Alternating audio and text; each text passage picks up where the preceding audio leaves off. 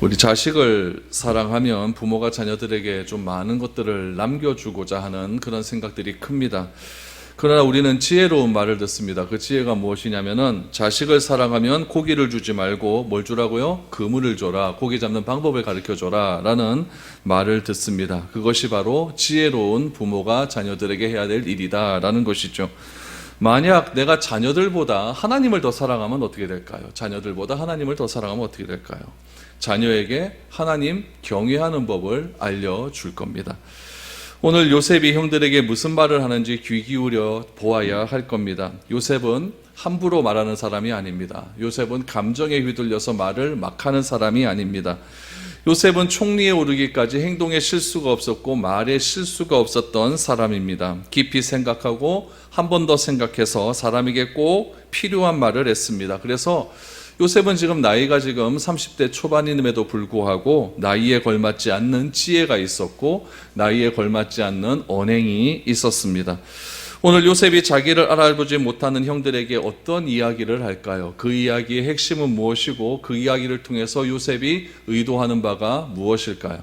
오늘 여러분들과 그런 말씀을 나누고자 합니다. 그래서 우리들의 삶 가운데도 이 요셉과 같은 언행들, 또 하나님께서 함께 하시는 자는 어떤 것을 추구하며 살아가야 되는지를 여러분들과 함께 살펴보고자 합니다.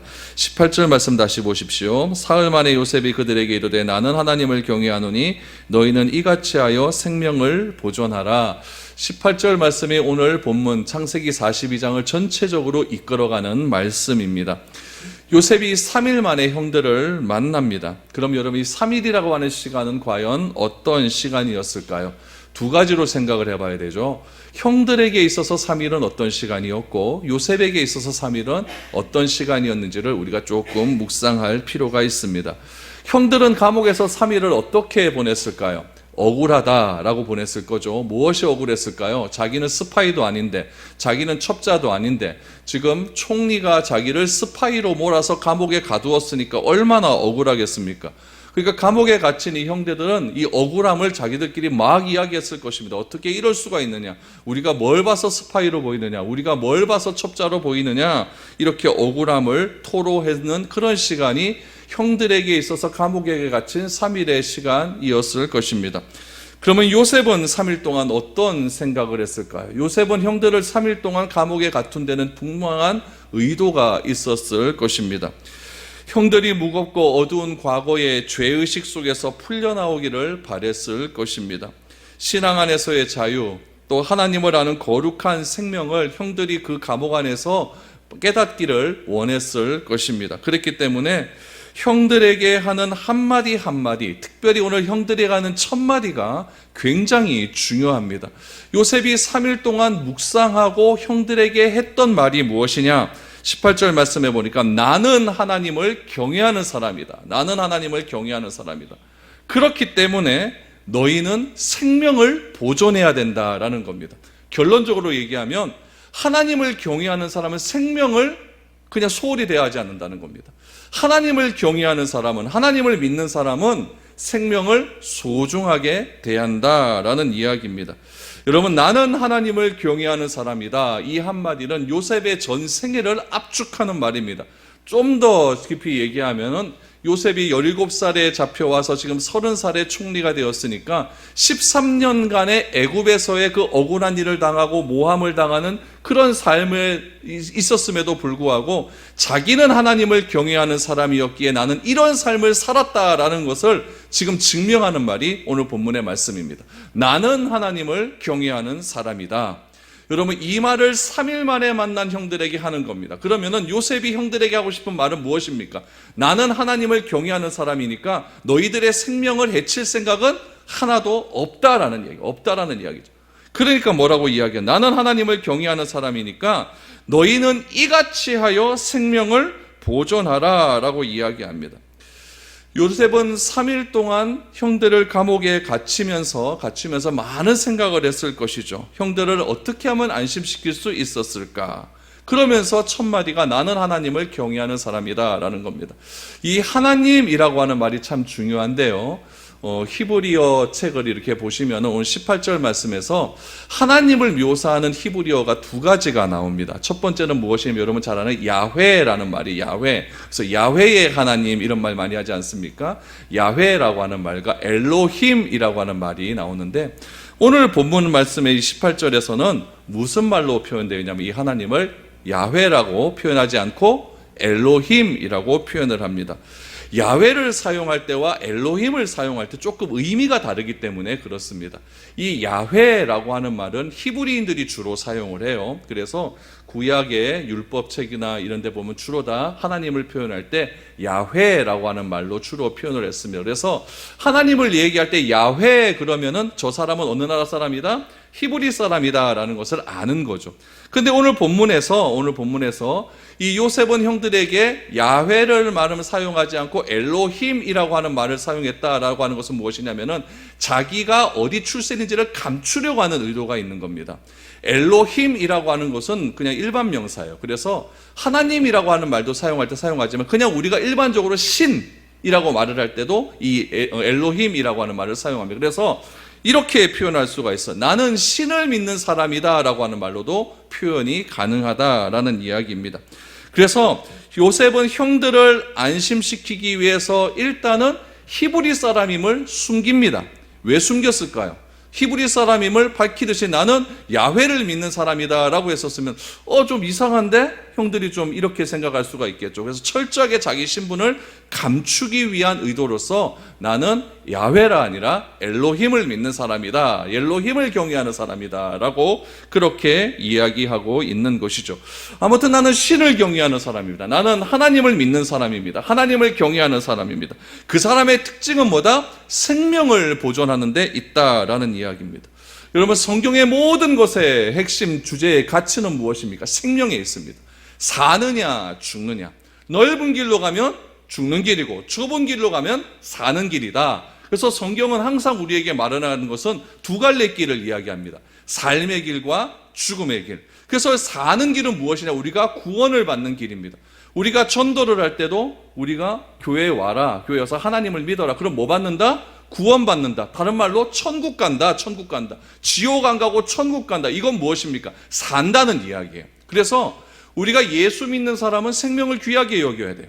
예수 믿는 사람은 생명을 존중하게 여겨야 돼요. 그런 의미에서 하나님을 잘 믿는 사람, 하나님을 경외하는 사람의 특징은 생명을 귀하게 여긴다라고 우리는 기억을 해야 되는 겁니다. 그래서 형들에게 요셉이 하는 말이 나는 하나님을 경외하는 사람이다. 그러기 위해서 너희가 이렇게 내가 시키는 대로 하면 너희 생명은 보존될 것이다. 이렇게 안심시키는 말을 하는 겁니다. 형들이 3일 동안 감옥에서 얼마나 두려움에 떨었겠습니까? 감옥 가보셨습니까? 저도 안 가봤습니다. 감옥 가면 두려워요, 힘들어요, 어려워요, 아무것도 몰라요. 막 깜깜하게 갇힌 곳에서 여러분 얼마나 힘들겠습니까? 특별히 여러분 이 이집트의 감옥은요 더 힘듭니다. 지하 감옥이거든요. 주로 지하 감옥이고 지하 감옥에 무슨 불빛이 있겠습니까? 저 끝에 횃불 하나 켜놓고 그렇게 있겠죠. 또 눅눅하지 않겠습니까? 그러니까 굉장히 두려움에 떨고 또 이 사람들은 지금 자기 나라도 아니고 외국에 와서 잡혀 있으니까 얼마나 두려움에 떨리겠습니까? 또 이 사람 둘이 또 말이 통합니까? 뭐가 통합니까? 히브리 사람들은 아람어나 히브리어를 사용할 텐데 이집트 사람들은 자기 나라 말할 것 아닙니까? 그러니까 말도 안 통하고 오늘 본문에 보니까 통역도 있다고 나오지 않습니까? 그러니까 말 자체도 통하지 않고 내가 하고자 하는 의사표현도 제대로 하지 않는 상태에서 감옥에 가두어 버렸으니까 굉장히 두려움이 컸을 것이고 또 하나는 우리는 이제 죽겠구나라고 하는 생각이 많았을 거죠. 또 그 이유가 무엇이냐면 너희를 첩자라고 몰려고 있으니까. 그런데 요셉이 만나자마자 하는 사람 말이 무엇이냐? 나는 하나님을 믿는 사람이다. 너희가 이렇게 하면 너희 생명이 보존되리라. 얼마나 형들이 안심이 되었을까요? 하나님을 내가 믿는다라고 말하는 사람은 이 세상에 참 많습니다. 그러나 내가 하나님을 믿는다라고 하는 그 말을 누가 하느냐에 따라서 그 말의 무게는 달라집니다. 오늘 우리 신앙의 위기는 하나님을 안 믿는 것이 아닙니다. 다 믿습니다. 하나님을 안 믿는 것이 아니라 하나님을 가볍게 믿는 데 문제가 있습니다. 그래서 우리의 신앙이 굉장히 천박해집니다. 우리의 신앙이 굉장히 피상적으로 보이게 되고 구체적으로 우리의 신앙이 드러나지 않는 것이 가장 큰 문제입니다. 믿는 것도 아니고 안 믿는 것도 아닙니다. 하나님을 믿는다라고 하면서도 세상보다 더 악한 일 많이 하고, 하나님을 믿는다라고 하면서도 세상 사람들에게 신뢰감을 주지 못하고, 그러다 보니까 장사하는 사람들이 뭐라고 이야기하냐면 믿는 사람들하고는 거래를 못하겠다는 이야기들이 여러분 공견하게 나오는 것이 신앙이 지금 굉장히 천박해져서 그렇습니다. 신앙이 굉장히 가벼워져서 그렇습니다. 요셉이 하나님을 경외한다라는 말을 했었을 때 그 말 안에서 가져다주는 그 무게감이 얼마나 컸을까요? 여러분, 이것은 요셉이 총리이기 때문에 나는 하나님을 믿는다라고 하는 무게감이 큰 것이 아니라 그동안의 요셉의 삶이 하나님을 믿는 자로서의 삶에 조금 더 어긋나지 않았기 때문에 요셉의 삶의 무게는, 요셉이 하는 그 말의 무게는 더욱더 크게 다가왔을 것이라는 것이죠. 바라기는 이 말씀을 듣는 여러분들도 하나님을 믿는다라고 하는 말의 무게가 더욱더 커질 수 있기를 바랍니다. 천박하게 믿지 마십시오. 가볍게 믿지 마십시오. 내가 하나님을 믿는다라고 하는 그 고백 속에서 그 무게로 인하여서 다른 사람들이 저 사람은 어떻게 저렇게 살 수 있을까라고 하는 그런 생각들이 많이 좀 나올 수 있기를 바랍니다. 지난주에 말씀드린 거 까먹었습니까? 예, 까먹지 마십시오. 예, 그런 믿음의 무게가 우리 가운데 커져야 된다는 이야기예요. 그래서 우리 주변에도 보면 이거 교회가 굉장히 가볍다. 교회가 굉장히 가볍다. 교회가 저래서 되겠는가? 이런 말들을 자꾸 듣는 이유가 무엇이냐면은 하나님을 믿는 사람들의 무게가 지금 가벼워졌기 때문에 그런 거죠. 교회를 안 다니는 게 문제가 아니라 다 다니고 다 하나님을 알지만은 그런 우리의 삶 속에서 드러나는 하나님에 대한 표현들이 너무나 약하기 때문에 그런 것들이 많이 나타난다라는 것이죠. 오늘 본문에서 요셉은 믿음을 굉장히 무겁게 전달을 합니다. 나는 하나님을 믿는 사람이다. 이렇게만 하면 너희가 생명을 보존할 것이다. 그러면은 그 요셉이 말하는 생명 보존의 방법은 무엇일까요? 오늘 19절에서 20절까지 말씀을 한번 보시기 바랍니다. 너희가 확실한 자들이면 너희 형제 중 한 사람만 그 옥에 갇히게 하고 너희는 곡식을 가지고 가서 너희 집안의 굶주림을 구하고 너희 막내 아우를 내게로 데리고 오라. 그러면 너희 말이 진실함이 되고 너희가 죽지 아니하리라 하니 그들이 그대로 하니라 라고 말합니다. 요셉은 형제들에게 살 수 있는 방법, 생명을 보존할 수 있는 방법을 알려줍니다. 그것은 무엇이냐면은 한 명은 감옥에 있고 나머지 9명은 가라라는 겁니다. 여러분, 이 말이 3일 만에 바뀝니다. 3일 전에는 뭐라고 얘기했죠? 까먹었습니까? 한 명만 가고 9명은 남아있으라 그랬잖아요. 그렇죠? 그런데 요셉이 가만히 생각해 보니까 그것이 아니라는 것을 알게 되는 거죠. 그래서 바꿔버립니다. 9명은 가고 1명은 남아있으라 라고 말을 하고 있죠. 그러면서 곡식을 아버지에게로 가서 굶주림을 명하고 막내 아들을 다시 데리고 와라. 그러면 살 수 있다라고 말을 합니다.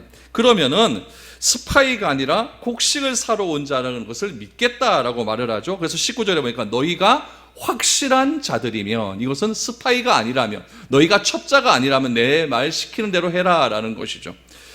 요셉이 형들을 이렇게 몰아붙이는 이유가 무엇일까요? 이유는 단 한 가지입니다. 죄 때문에 그렇습니다. 여러분, 우리가 죄로부터 돌이키는 일은 한순간에 되는 것이 아닙니다. 큰 고통과 결단이 필요합니다. 여러분, 한 번 용서받았다고 해서 여러분 그 죄가, 그 버릇이 고쳐지겠습니까? 잘 고쳐지지 않습니다. 애가 하나가 뭘 잘못했어요. 그럼 부모가 타이르지 않습니까? 타이르다가 안 되면 매를 대기도 합니다. 그렇다고 애가 고쳐집니까? 그거 잘 고쳐지지 않거든요. 그래서 요셉은 형들에게 이런 이야기를 하는 겁니다. 처음에는 한 사람만 가고 나머지는 여기 있으라라고 말을 했지만 3일 뒤에는 한 사람만 남고 나머지는 갔다 와라 라고 이야기합니다. 말을 바꾼 이유는 무엇일까요? 이유는 이런 거예요. 한 명이 만약에 곡식을 짊어지고 간다 그럼 얼마나 가지고 갈 수 있을까요? 많이는 못 가져갈 겁니다. 그 곡식으로 여러분 일주일을 살겠습니까? 한 달을 살 수 있겠습니까? 그러니까 9명이 가지고 가라라는 이야기죠. 지금 이집트와 지금 요셉, 야곱이 살고 있는 브엘세바까지 거리는 많이 가면 한 2달 정도를 걸어가야 돼요. 2달 정도 걸어가는 게, 빨리 가면 일주일을 가야 되는 거리고, 출애굽할 때는 3일 길이라고 이야기했습니다. 그러니까 늦게 천천히 가면 2달 갔다가 와야 되는 거니까, 그렇죠? 그러니까 한 2달 정도 걸리는 길이고, 빨리 가면 일주일 안에 갔다 오는 길이고, 그렇게 갔다 오는 길이기 때문에 한 2달 정도 살려면은 애법 많은 식량이 필요하지 않겠습니까? 그런데 한 명 가갖고는 그거를 그렇게 살 수가 없는 것이죠.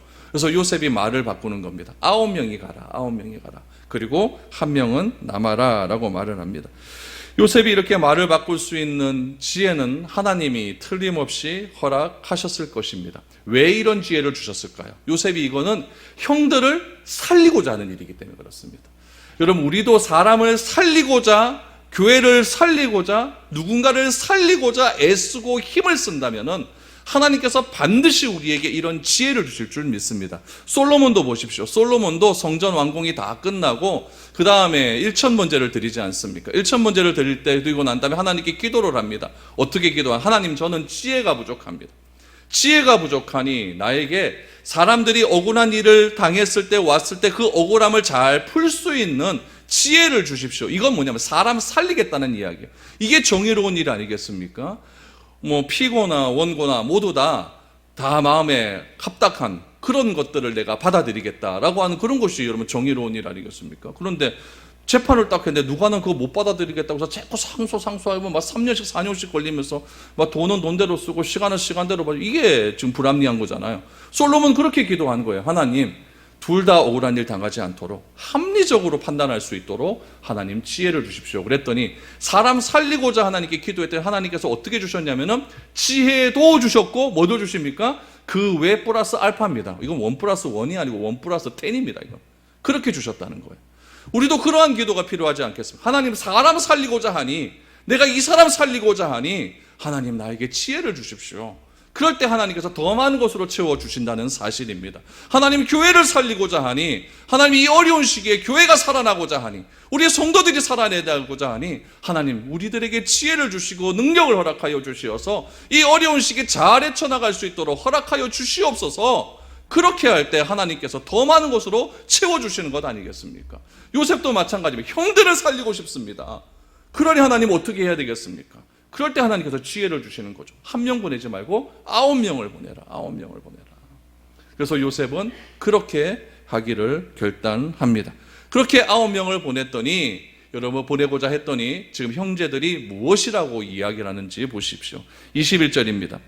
그들이 서로 말하되 우리가 아우의 일로 말미암아 범죄하였도다. 그가 우리에게 애걸할 때에 그 마음의 괴로움을 보고도 듣지 아니하였으므로 이 괴로움이 우리에게 임하도다. 여러분, 요셉의 기도가 이렇게 응답이 되는 거예요. 사람을 살리고자 했더니 형들이 변화되기를 시작하는 겁니다. 어떤 내면의 변화가 일어나고 있을까요? 여러분, 내가 억울한 일을 경험하게 되면 그동안 생각나지 않았던 일들이 경험납니다. 어떤 것들이 기억나게 되냐면은, 옆 사람이, 우리의 주변의 사람들이 억울한 일을 당했는데 그것을 내가 그냥 지나쳐 버리거든요. 근데 그 억울해 당했던 그 사람의 억울함들이 내가 억울한 일을 당하면은 생각이 나게 되는 거예요. 그게 사람입니다. 내가 이렇게 힘든데 그 사람은 얼마나 힘들었을까? 이게 생각이 나는 거죠. 병에 걸린 사람들 보면 그래요. 내가 병에 걸렸는데 고침을 받았어요. 그러면은 나와 똑같은 병에 걸린 사람들 보면은 뭔가 생각이 나는 거예요. 아, 그 사람도 그만큼 아팠겠다. 그만큼 아팠겠다. 이런 생각이 나는 거죠. 지금 형들이 그런 겁니다. 억울한 일을 당하고 있거든요. 그러다 보니까 누가 생각이 나는 겁니까? 20년 전에 그 일이 생각나는 거예요. 그 일이 생각나는 거예요.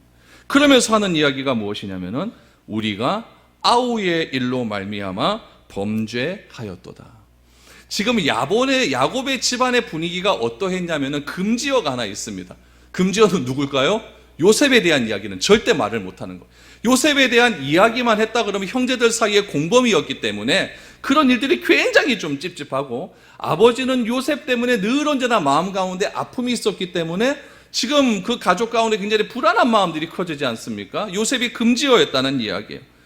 그런데 이 자리에서 지금 굉장히 지금 막 그냥 쌀바란 자리 아닙니까? 그런 자리에서 요셉에게 우리가 죄를 지어서 이런 일을 당한다라고 이야기를 하는 겁니다.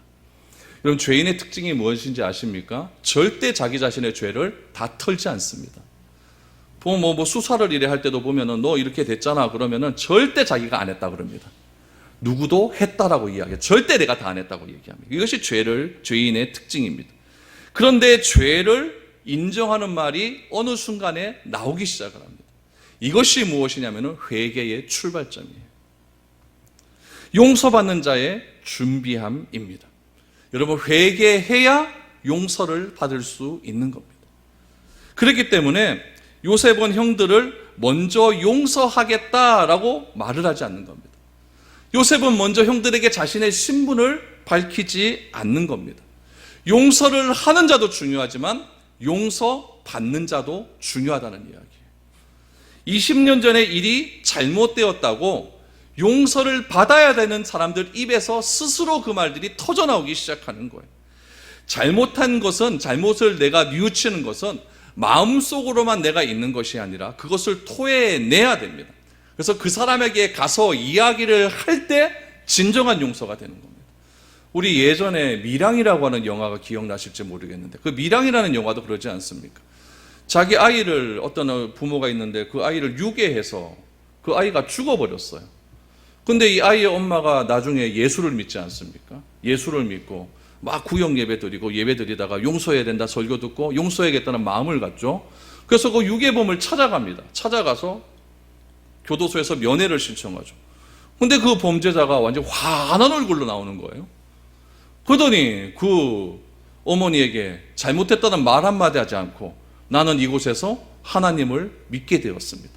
하나님이 내 죄를 다 용서해 주었습니다. 그랬더니 유괴를 당한 그 엄마가 거기서 미쳐버립니다. 완전히 발광을 하죠. 그러면서 교회에 와서 가슴을 치면서 하나님께 따지기 시작합니다. 내가 언제 용서했는데요? 내가 언제 용서했는데요? 용서는 여러분, 내가 하나님께 회개한다고 끝나는 것이 아닙니다. 그 사람을 찾아가서 그 사람의 마음도 풀어주어야 용서가 되는 겁니다. 그러므로 신앙적인 용서가 있고 여러분 이성적인 용서가 있습니다. 거기에 더 중요한 건 무엇이냐면은 감정적 용서입니다. 감정적인 용서가 되지 않으면은 하나님이 아무리 용서하셨다가 하더라도 그것이 완전한 용서가 되지 않는 거죠. 지금 요셉은요 13년간의 그 여러 가지 고난과 어려움 속에서 신앙적으로 형들은 용서가 다 되었습니다. 이성적으로 용서가 다 되었습니다. 나중에 창세기 50장 말씀에 보면은 야곱이 죽고 난 다음에 형들이 불안하거든요. 이 요셉이 나를 죽이면 어떻게 할까? 불안할 때 요셉이 형들을 다 부릅니다. 부르면서 하는 말이 무엇이냐면은 두려워하지 마소서, 슬퍼하지 마소서.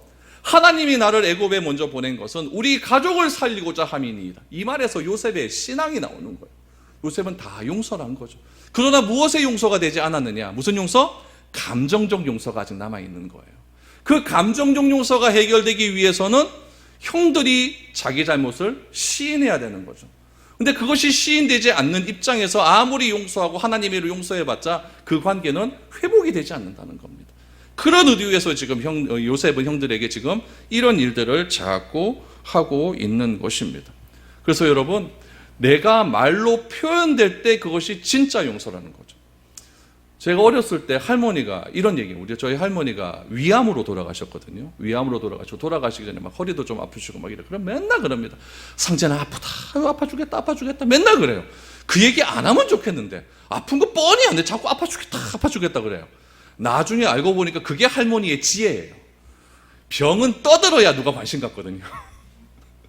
병은 자꾸 아프다 그래야 그 아픔을 같이 공유한 사람들이 의사도 소개시켜주고 약도 사다 주고 공동체에서 같이 기도도 해주고 그런 거죠. 그래서 이런 말들이 있지 않습니까?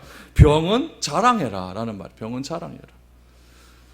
병이 밝혀져야 치유 경험도 하는 사람들이 와서 이야기도 해주고, 그렇죠? 의사도 소개해주고 그런 거죠. 죄도 마찬가지입니다. 하나님께 드러내면 하나님께서 죄를 치유하실 수 있는 능력이 있죠. 죄인이 아닐 때면 상처받은 것만 기억납니다.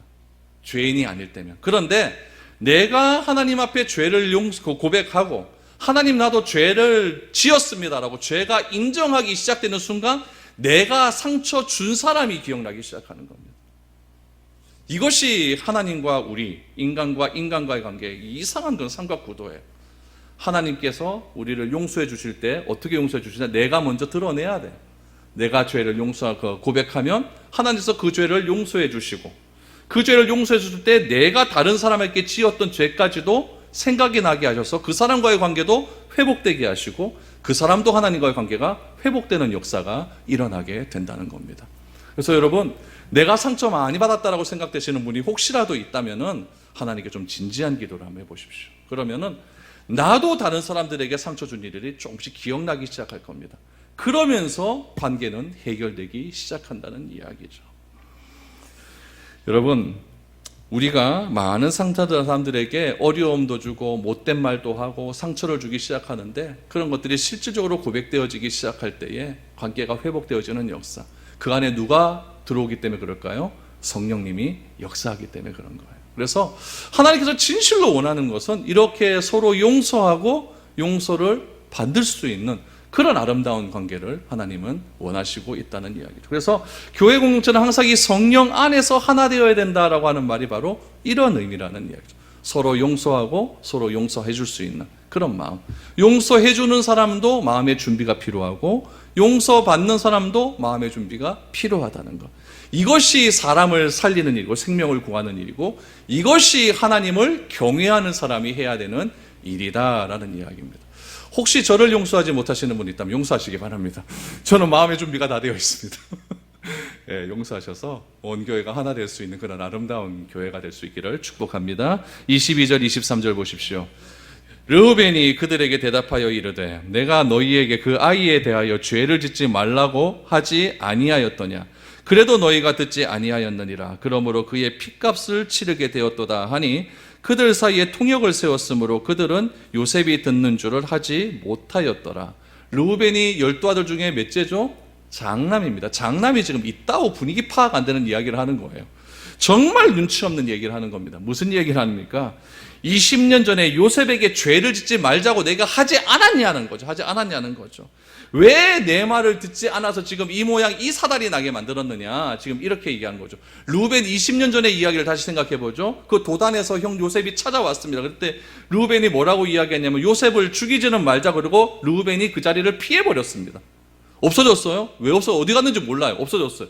그리고 다 팔아넘기고 난 다음에 르우벤이 돌아옵니다. 그래놓고 내 아우 어디 갔느냐 이렇게 말하지 않았습니까? 그랬던 르우벤이, 장남이라고 하는 인간이 지금 이렇게 이야기하는 거예요. 르우벤의 여기 장남의 한계가 여기서 나옵니다. 르우벤은요 굉장히 즉흥적이에요. 굉장히 감정적이에요. 자기 감정을 주체하지 못하는 사람이에요. 그래서 감정이 들끓어오르니까 누구를 범합니까? 자기 아버지 계모도 범해버리지 않습니까? 이 정도로 르우벤은 감정적인 사람이었어요. 그런데 오늘 이 정도 분위기였다고 한다면, 지금 요셉의 일로 우리가 지금 죄를 받는다라고 하는 이런 분위기였다고 한다면, 여러분 장남 정도 되면 무슨 말을 해야 될까요? 이 자리에서 과거 얘기 꺼내서 네 잘했니 내 잘했니 이런 이야기 하는 것이 아니라 다 그것이 우리의 잘못이다, 우리가 회개하자, 이렇게 하는 것이 맞지 않습니까? 그런데 오늘 르우벤이 하는 말 중에서 아주 중요한 말이 하나 나와요. 22절 하반절 말씀해 보니까 그러므로 그의 무엇을 치르게 되었다? 핏값을 치르게 되었다. 이건 굉장히 중요한 표현입니다. 여러분, 르우벤은 굉장히 감정적이어서 지금 자기가 왜 그렇게 안 했느냐라고 핑계를 대고 있지만은 이 핏값이라고 하는 것은 굉장히 성경적인 그런 개념입니다. 우리는 우리 죄에 대한 핏값이 반드시 있다는 사실을 인정해야 됩니다. 그것이 우리가 신앙생활하는 첫걸음입니다. 신앙생활을 한다라는 것은, 내가 믿음을 가졌다라고 하는 것은 내 죄를 대신해서 누군가가 핏값을 치루었다라는 것을 믿는 것을 뜻하는 겁니다. 우리는 그리스도의 핏값으로 인하여 살아나지 않았습니까? 여기 우리의 신앙이 가볍고, 우리의 신앙이 피상적이고, 우리의 신앙이 무게가 없고, 우리의 신앙이 천박한 이유는 바로 여기에 있습니다. 내가 구원을 받았으니까, 그것으로 끝났으니까 어떤 짓을 해도 괜찮다라고 하는 그런 무감각한 믿음이 우리 가운데 들어올 때 우리의 신앙은 가벼워질 수밖에 없다는 거죠. 누군가가 나를 위하여 핏값을 치렀다라는 것이 매일매일 내 삶 속에서 기억이 나야 됩니다. 내가 무슨 행동을 할 때마다 그리스도께서 나를 위하여 죽으셨다고 하는 그 죄가, 그 핏값을 항상 기억하고 있어야 됩니다. 그러다 보니 하나님께는 그렇게 애걸복걸하지 않습니까? 그러나 눈에 보이는 사람을 대할 때는 뻔뻔하게 대할 때가 예수 믿는 사람들 중에 얼마나 많은지 모릅니다. 그래서 교회 다니는 사람들하고는 거래도 못하겠다고. 꼭 거래처 일에 다녀보면 돈 제일 늦게 주는 사람 누굽니까? 예수 믿는 사람들. 세금 안 내는 사람도 예수 믿는 사람들. 여러분, 다 핏값을 몰라서 그렇습니다. 예수님께서 어떤 핏값을 치르는지 알게 되면 이렇게 살지 못합니다. 우리 예전에 이런 거 참 유행했어요. 성찬식 할 때 꼭 영상 하나 틀어줍니다. 패션 오브 크라이스트, 그렇죠? 영상 하나 틀어줘. 그래서 뭐 이거 성찬에 대한 의미를 통하여서 왜 우리가 성찬식을 해, 그걸 좀 집중적으로 강조를 해줘야 되는데, 영상 하나 틀어주고 예수님 막 난리 나는 걸 보면서 막 감정을 사람들 극대화시켜 버립니다. 그리고 사람들을 막 울게 만들어 버려요. 그리고 나서 딱 줍니다. 그럼 어떤 느낌 드냐? 다 은혜 받았구나. 다 은혜 받았구나. 여러분, 그건 은혜 받는 게 아니거든요. 감정에 도취되는 거지 은혜 받은 건 아니거든요. 그러니 성찬에서 그렇게 눈물을 흘리고 난 뒤에도 똑같습니다. 똑같아요. 성찬식하고 나서 싸우잖아요. 성찬식하고 싸우잖아요. 핏값에 대한 이해가 있어야 됩니다. 내가 어떤 대가로 인하여서 죄 용서함을 받았고, 어떤 이유로 내가 하나님께 은혜를 경험했고, 내가 왜 의인이란 말을 듣게 되었는지에 대한 분명한 이해가 있어야 된다는 이야기입니다. 예수님께서 십자가에서 흘리신 피 흘림이 완전히 이해가 돼야 되고, 그 이해됨이 믿어져야 되고, 그 믿어짐을 통하여 내 감정이 동화되어질 때 나오는 그 눈물, 그것이 진짜 눈물 아니겠습니까? 그것이 진짜 내가 감정적 동화가 되어서 용서받은 그런 눈물, 그런 용서의 경험이 아니겠습니까? 그래야 여러분, 태풍이 불어 와도, 병에 좀 걸려도, 코로나가 와도 우리가 변함없이 하나님을 신뢰할 수 있는 믿음이 지속될 수가 있는 겁니다. 핏값 꼭 기억하십시오. 핏값에 빚진 자는 절대로 가벼운 신앙 가질 수 없습니다. 요셉은 형들을 이성적으로, 신앙적으로, 영적으로 다 용서를 했습니다. 감정적으로 용서가 안 되는 부분이 있었어요. 끝까지 죄를 시인하지 않으면 안 되는 것입니다. 그러나 형들이 하는 대화 속에서 우리가 아우에게 범죄했다 라고 하는 이 말이 완전한 용서로 가는 첫걸음이 되었다라는 것을 알게 됩니다. 근데 오늘 참 여기서 재미있는 표현이 나오는데 23절 말씀해 보니까 무엇이 나옵니까? 그들 사이에 통역을 세웠으므로 그들은 요셉이 듣는 줄을 알지 못하였더라. 요셉은 형들이 하는 이야기 다 압니다. 그렇죠? 다 알고 있어요. 다 알고 있는데 형들은 자기들이 하는 이야기들을 요셉은 알지 못했을 것이다. 이렇게 생각을 하는 거죠. 그래서 요셉이 반응을 보십시오. 24절입니다. 요셉이 그들을 떠나가서 울고 다시 돌아와서 그들과 말하다가 그들 중에서 시므온을 끌어내어 그들의 눈앞에서 결박하고 명하여 곡물을 그 그릇에 채우게 하고 각 사람의 돈을 그의 자루에 도로 넣게 하고 또 길 양식을 그들에게 주게 하니 그대로 행하였더라. 요셉이 형들의 대화를 다 이해했습니다. 그러자 요셉이 한 행동이 무엇입니까? 그 자리를 잠깐 떠서 울기 시작을 합니다. 울기 시작을 했어요. 요셉이 제 생각에는 형들을 만났을 때도 울었을 겁니다. 형들 앞에서는 아니고 저 딴 데 가서 울었을 겁니다. 울고 또 감옥에 갇힌 3일 동안에도 요셉은 많이 울었을 겁니다. 그런데 성경은 울었다라고 하는 이야기, 형들로 인하여서 울었다라고 하는 이야기가 24절에서 처음으로 나오고 있습니다. 그 운 이유가 무엇입니까? 내 아우에게 범죄했다라고 하는 진실한 사과가 나왔기 때문에 요셉의 마음 가운데 감정적인 용서도 일어나기 시작한 겁니다. 그래서 우는 겁니다. 하나님 앞에서 진짜 큰 일은 무엇이겠습니까? 용서받고 용서 구하고 용서하는 일일 줄 믿습니다. 그것이 여러분 신앙의 길이고 하나님이 원하시는 길입니다. 그래서 여러분 기도할 때 하나님 저를 큰 사람으로 사용하여 주십시오. 이런 기도도 참 중요하겠지만은 그런 기도 밑바탕에는 이런 기도가 가장 큰 일입니다. 서로 용서하고 하나 되는 일, 서로 용서하고 하나 되는 일. 가족도 하나 되지 못하고 교회도 하나 되지 못하고 나라도 하나 되지 못하는데 우리가 큰일 해가 뭐하고 높은 자리에 올라가 뭐 하겠습니까?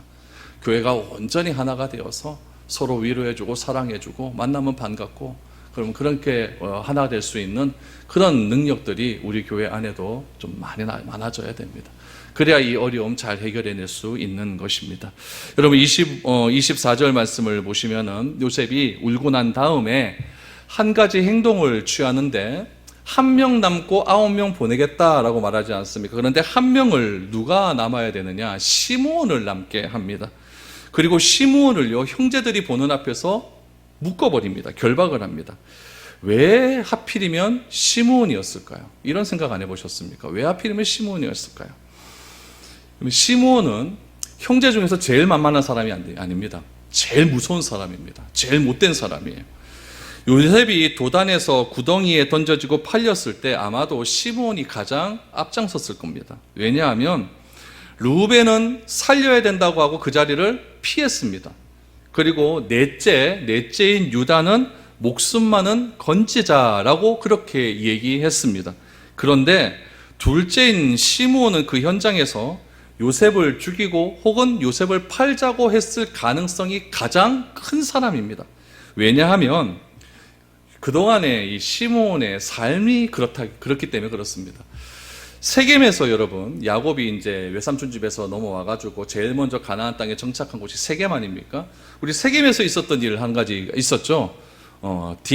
야곱의 딸 디나가 강간을 당하는 사건입니다. 그때 딸 디나가 강간을 당했는데 아버지가 어떤 행동을 취했냐면 가만히 있었습니다. 아무것도 행동을 취하지 않았어요.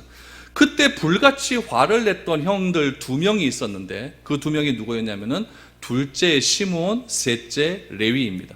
근데 이 강간 사건을 이야기하면서 항상 순서가 어떻게 나오냐면은 시므온과 레위 이렇게 나옵니다. 여러분, 둘째고 셋째이기 때문에 시므온과 레위 이렇게 나올 수도 있지만 성경은 여러분 이름을 이야기할 때 순서를 절대로 허투루 쓰지 않습니다. 예수님의 12제자 이야기할 때 베드로가 가룟 유다 뒤에 나오는 법은 없습니다. 항상 베드로는 제일 먼저 나옵니다. 왜냐하면 그만큼 의미가 있고 비중이 있는 존재이기 때문에 그렇습니다. 이 도단에서 일어난 사건에서 제일 먼저 이름이 언급되는 사람은 시므온과 레위입니다. 어떻게 죽였습니까? 할례를 하고 할례하고 난 다음에 3일째 되는 날 제일 아플 때에 여러분 사륙을 했습니다. 다 죽여버렸어요. 완전히 죽여버렸죠. 그러면서 형제들이 이 시므온이 이렇게 하는 행동을 보고 형제들이 시므온을 함부로 대하지를 못합니다. 깜빡 잘못했다면 자기에도 이런 화가 미칠 것 같으니까 워낙 성격이 불같고 워낙 성격이 욱하는 성질이 있어 보니까 함부로 대하지를 못하는 거죠. 우리도 여러분 가족 중에서 막 욱해버리면 감당 안 되는 사람 있지 않습니까? 그럼 어떻게 돼요? 빨리 그 자리 피하면 됩니다. 피해버리고 조금 낮춰지면 들어오면 됩니다. 욱하는 사람이 있어요. 그래, 욱하는 사람들이 정신 못 차리는 거죠. 후에 여러분 야곱이 12아들을 놓고 축복기도하는 장면이 나옵니다. 그때 이 시므온과 레위를 묶어서 기도를 해주거든요. 묶어서 기도를 해주는데 어떤 기도를 해줬느냐, 우리 한번 보죠. 창세기 49장 5절에서 7절 말씀을 한번 보시기 바랍니다. 여러분들이 야곱이라 생각하고 내 자식에게 이렇게 기도하겠다라는 마음으로 한번 읽어보시기를 바랍니다. 같이 읽죠. 시작. 시므온과 레위는 형제요, 그들의 칼은 폭력의 도구로다. 내 호남 그들의 모의에 상관하지 말지어다. 내 영광아 그들의 집회에 참여하지 말지어다. 그들이 그들의 분노대로 사람을 죽이고 그들의 혈기대로 소의 발목 힘줄을 끊었음이로다. 그 노여움이 혹독하니 저주를 받을 것이요 분기가 맹렬하니 저주를 받을 것이라. 내가 그들을 야곱 중에서 나누며 이스라엘 중에서 흩으리로다. 여러분, 이런 기도 자식에게 해줄 부모가 있을까요, 없을까요? 이거는 저주입니다. 저주예요. 출애굽 후에 이스라엘이 가나안 땅에 들어갑니다. 가나안 땅에 들어갈 때 야곱의 넷째 아들 레위는 레위 지파가 되었습니다. 그래서 레위 지파가 되어서 온 민족 가운데 흩어지게 되었습니다. 흩어지고 그들은 땅을 분배받지 못했습니다. 좋은 면에서 보면 하나님의 유업을 받았다라고 하지만은 레위 지파는 이 이유 때문에 자신의 재산은 하나도 받지 못합니다. 시므온, 애굽에서 출애굽할 때 민수기에 보면 59,300명의 인구가 기록이 되어 있습니다. 그런데 40년 후에 2세대가 되어서 이제 1세대 다 죽고 2세대가 되어서 2세대 때 또다시 민수기에서 인구조사가 들어갑니다. 민수기에는 인구조사 2번 들어가거든요. 또다시 인구조사가 들어가는데 그때 시므온 지파의 인구의 수는 22,200명입니다. 59,300명에서 22,200명으로 민족이 오히려 감소를 했습니다. 50% 이상 줄어버렸어요. 또 가나안 정복전쟁할 때 원주민으로부터 심한 저항에 부딪혀서 어려움을 당했고 다른 지파 승승장구할 때 이 시므온 지파만 자꾸 지는 거예요. 팔레스타인 중앙부를 기업을 받습니다. 중앙부는 중앙 산악지대입니다. 별로 땅도 좋지도 않아요. 그런데 그렇게 했다가 결국 밀려서 남쪽에 있는 에돔집들이 사는 그런 붉은 땅을 기업으로 받게 됩니다. 그 땅으로 기업으로 받다가 결국 유다 지파에 흡수가 되어버려서 흔적도 없이 사라지고 납니다. 그래서 훗날 히스기야 시대 때 보면은 그 후손 중에 일부가 마온이라고 하는 지역에서 조금 살았다라고 하는 기록을 남기고 없어져 버립니다. 시므온 지파는 이렇게 되어 버렸습니다. 결국 야곱의 예언대로 다 되어 버렸죠. 말 발굽에 힘줄을 아킬레스건 잘랐다는 거예요. 그러니까 그 사륙의 현장이 참혹했다는 이야기입니다.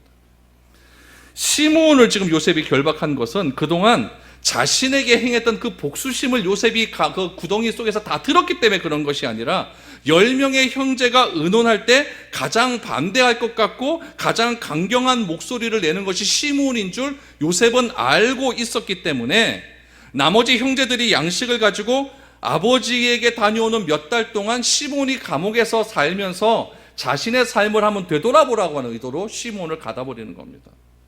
그래서 어떤 변화를 될 것을 기대하고 있는 것이죠. 여러분, 아무것도 없는 곳에서 나 혼자 있어버리면요, 있으면 도움될 상황이, 여러분, 청할 상황이 없어지게 되면 인간은 다 무너지게 되어 있습니다. 왜 광야의 삶이 축복이라고 합니까? 광야라고 하는 히브리어 뜻이 하나님만 바라본다라는 뜻이에요. 뭐 바라볼 것이 없거든요. 하나님이 주셔야 밥 먹을 수 있고 하나님이 주셔야 물 먹을 수 있는 곳이니까 오로지 하나님만 바라볼 수가 있는 거예요. 지금 어려운 이 시절 뭐 해도 안 되잖아요. 하나님만 바라보는 광야의 시대입니다. 주만 바라볼 수 있기를 바랍니다. 하나님 바라보시면서 하나님만이 나의 도움이십니다. 이거를 우리가 기억해야 되는 거예요. 시므온에게 그런 것들을 요셉은 지금 바라고 있는 거죠. 그래서 시므온과 형제들을 철저하게 분리해 버립니다. 잔인한 일에 늘 주동자였던 시므온, 그들과 함께 집에 돌아간다면 형제 간의 다툼이 틀림없이 일어날 것입니다. 그런데 형제들 눈앞에서 시므온이 결박되니까 다른 형제들 생각은 어떻게 생각돼요? 저 봐라, 저 하나님께 벌 받는 거지, 이렇게 생각되는 거죠. 그리고 그 형제에 대한 긍휼한 마음이 나오기 시작하는 거예요. 요셉은 시므온을 가둔 것은 복수가 아니라 오히려 시므온을 보호하기 위한 차원이었습니다. 혼자 남은 시므온 겁났을 거죠. 말도 안 통하는데요, 겁났을 겁니다. 형제들이 고향으로 오고 가는 길을 어떤 생각했을까요? 혼자 남아서 어떤 생각했을까요? 형제들은 어떤 생각했을까요? 20일 또 2달 3달 걸리는 그 길 동안, 또 창세기 43장 보면은 바로 오지 않았습니다. 바로 오지 않았어요. 그 양식 다 먹고 야곱이 또 가라 그럽니다. 그럴 때까지 버티고 있었던 거예요. 그러니까 꽤 오랜 시간 애굽에 감금되어 있었던 거죠. 그동안 홀로 남아 있으면서 자신의 행동을 깊이 반성했을 것입니다. 요셉은 시므온을 결박함으로 그를 향한 형제들의 비난을 긍휼의 마음으로 바꾸어 주었습니다. 이것은 무엇입니까? 시므온을 살리겠다는 겁니다. 살리겠다는 거죠. 시므온에게 자기 스스로를 되돌아볼 기회를 준 겁니다. 오로지 자기중심적 사고를 하는 사람, 자기 감정을 다스리지 못하고 폭발하는 사람에게 그 감정을 다스릴 수 있는 기회를 주게 된 거죠. 그래서 18절에 나오는 말씀, 너희는 이같이 하여 생명을 보존하라. 이것이 그리스도인의 온전한 자세입니다. 지혜는 내 것을 내려놓고 다른 사람을 살리고자 할 때 나오는 것입니다. 오늘날 우리가 사는 사회는 지식은 한도 끝도 없습니다. 정보는 너무나 많이 얻습니다. 그러나 그 지식과 정보가 사람을 살리는데 사용이 될 때 하나님께서는 그 지식과 정보를 하나님의 의로움으로 인도하시지, 그 지식과 정보를 가지고 사람을 죽이고 사람을 살인하고 오히려 다른 사람을 핍박하고 다른 사람을 어려운 길로 인도하는 자들에게는 하나님께서 반드시 징벌하실 겁니다. 우리는 기억해야 됩니다. 하나님, 지혜를 주옵소서. 사람을 살릴 수 있는 지혜를 주옵소서. 하나님, 우리 자녀들이 공부를 합니다. 이 자녀들이 공부할 때 사람을 살릴 수 있는 지식을 주시어서 그로 하여금 세상이 살아날 수 있는 능력을 더하여 주옵소서. 하나님, 이 교회가 하나님을 알아갈 때 지식적인 하나님을 알아가는 것이 아니라 그 지식적인 하나님이 생명을 살리는 그 하나님으로 내가 변화되어서 하나님의 교회를 통해 사람이 살려지는 역사가 일어나게 하여 주옵소서. 이렇게 기도할 때에 하나님께서는 반드시 여러분들의 삶들 속에 지혜로운 삶을 허락하여 주시어서 여러분들이 말 한마디 한마디를 통해 사람이 살아나는 역사가 일어나게 될 줄 믿습니다. 요셉에게는 복수의 칼이 아니라 살리려고 하는 마음이 있습니다. 왜 살리려고 할까요? 나는 하나님을 경외하는 사람이기 때문에, 나는 하나님을 믿는 사람이기 때문에. 여러분 모두도 하나님을 믿는 사람이기에 사람을 살릴 수 있는 능력이 나타날 수 있기를 축복합니다. 그래서 여러분들이 가는 곳곳마다 사람이 살아나고 사회가 살아나고 지역이 살아나서 하나님으로부터 큰 영광을 돌릴 수 있는 복된 인생이 될 수 있기를 주님의 이름으로 축복드립니다.